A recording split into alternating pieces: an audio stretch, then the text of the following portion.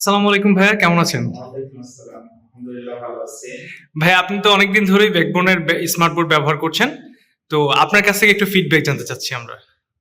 Smart board ব্যবহারের মাধ্যমে আমাদের যে ক্লাসের উপস্থাপনা যেটা ছিল, আগে হোয়াইট বোর্ডে আমরা যেটা দিতে পারতাম বাচ্চাদেরকে ১ ঘন্টার ভিতরে, দেখা যাচ্ছে যে ওই সেম জিনিসটাই আমরা এখানে অল্প সময় দিতে পারছি এবং প্রত্যেকটা ছেলে-মেয়ে এটাকে আরো মজা করে বুঝতে পারতেছে।